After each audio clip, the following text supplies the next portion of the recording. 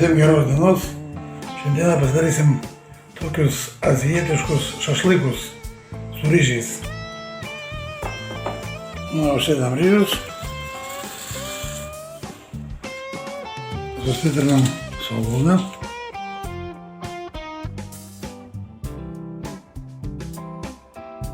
Čia pasidarysim padažiuką. Įtarkuosim česnaką. Truputį pipirų. Truputį druskos. Truputį alyvuogių aliejaus. Ir vynuogių acto. Ir įsimaišom. Čia mes susimarinuosim mūsų svogūną. Įpilsim vynuoginio acto. Taip pat biškį pipiriukų. Truputį druskos.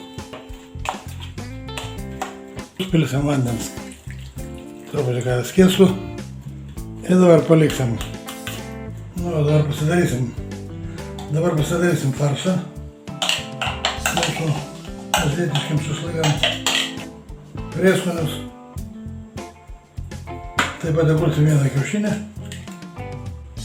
Pabarstysim truputį tarkuotos duonos.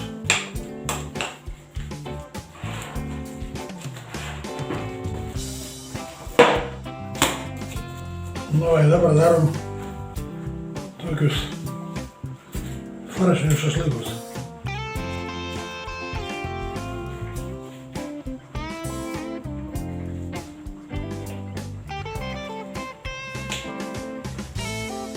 Įdedam kept mūsų šašlykus.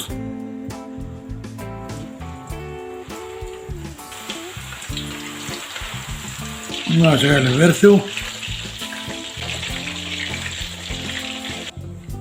Jau turim mūsų šašlykus. Dabar čia uždėsim truputį česnakinio padažo. Ir marinuotų svogūnų. Jau ką, visi prie stalo. Visiems skanaus. Ir iki sekančio.